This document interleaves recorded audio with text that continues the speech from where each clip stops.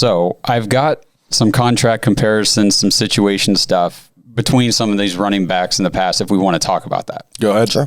Because whenever we were talking earlier in the year about, we got to re-sign Nick Chubb, I wasn't against re-signing him. It was against giving him one of these humongous running back contracts that don't ever seem to work out in favor of the team. So the first one that comes to mind that I wanted to jump on right away was Todd Gurley in 2018, because we know that did not go well for the Rams. They signed him to a 4-year deal, $57.5 million, $21 million signing bonus. It came out to $14.4 million a year, and they guaranteed him $45 million. He was like 23, 24, so he was younger when he got that contract. I think he was younger when he came in the league. That was 2018. He rushed for 1,250 yards and 17 touchdowns. He was a monster. Yeah. 2019, 857 and 12. That was the following year. Then 2020, 2 years after he signed that contract, he was cut. Yep. Knees just gave out. Yeah. So, and it's just one of those things where it's like you paid him all this money. It was a 4-year deal. You got 2 out of him, and then he's gone. In the second one, I mean, the how many touchdowns? 12? 12. Still good. Still good, yeah. but not 48 million good. No. And I mean, I'm just going off rushing. I'm not factoring in like the receiving stats and stuff, but I know that dipped too. Yeah. For him. Did you have something on Gurley? No, not on Gurley. Just like for the contract, even if Cleveland would have came out and said, hey, we're paying Nick Chubb $14 million a year, I'd have said, okay. Yes. Sure. Oh, that's what it's got to be. That's what it's got to be. Right. So then I went and looked at LeVeon Bell, because that was another one tough. that he was kind of the one, that really set like you got to pay a running back kind of mindset market. I mean, he set out a year. He took a year off football to get money. In his prime. Yes, in his prime. So he didn't get signed until 2019 after that year that he took off. The Jets signed him to a 4-year, $52.5 million contract, $8 million signing bonus, $13 million a year with $27 million guaranteed. He was 27 at the time. In that year, 2019, he only rushed for 789 yards and 3 touchdowns.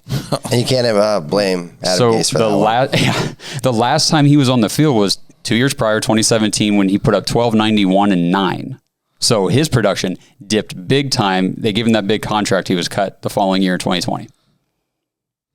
So these are the things that scared me about paying a running back big money. I will say this, though. In those situations, there were huge red flags on those running backs. Everybody knew Todd Gurley's knees were trash.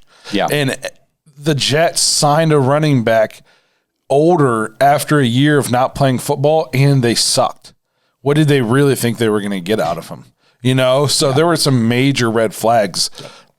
All we're doing is keeping a piece on a puzzle that is already very much complete. Right. Now, here's one other contract, and it also had major red flags before this guy was signed, because he missed, I think he only played 1 game either the year or the year before he got this big contract. So he was injured.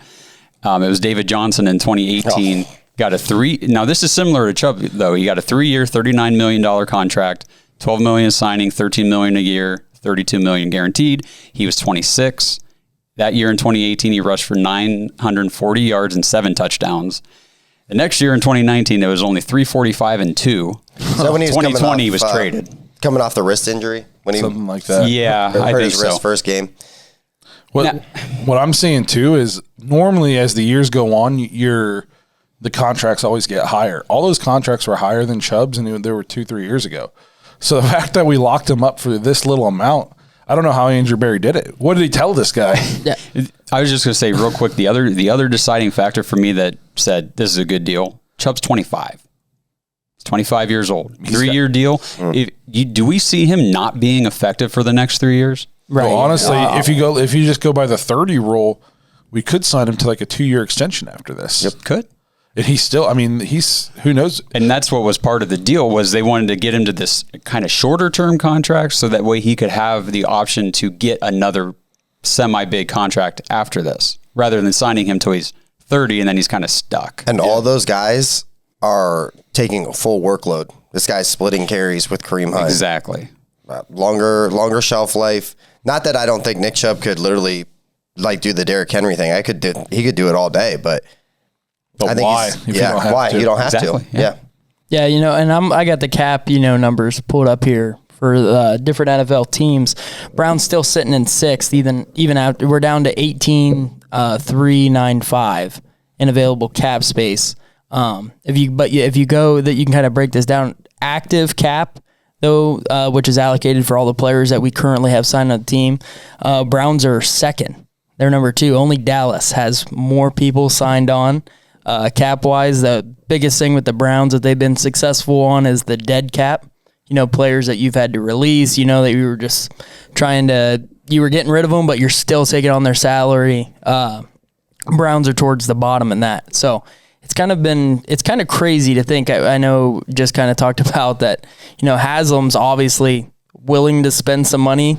Browns, we haven't had this in forever, where we're actually going to be up towards the top. There's a chance, after we sign Baker, after we sign Denzel, that we're going to be the New York Yankees of the NFL when it comes to, cap room and cap space. And you got a team like the Indians in Cleveland that are selling everybody because they don't want to make any money or make fans happy. Hey, the Guardians. Yeah, the Guardians. The Guardians. Yeah. Come on. They're guarding their wallet. That's right. Yeah. The Dolans are. Yeah. You're right about that. Doing. So, it's very interesting to see how Andrew Berry's going to work in a Baker and a Denzel and Wyatt Teller.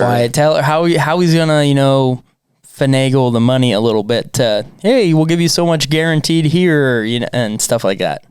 So a couple things with Chubb too. Just saw these pop up on Twitter since 2018.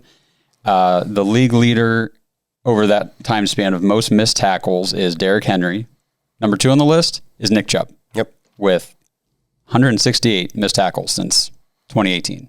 It's got the highest since 2018. It's got the highest yards per carry too. I think over Gus Edwards and Derrick Henry.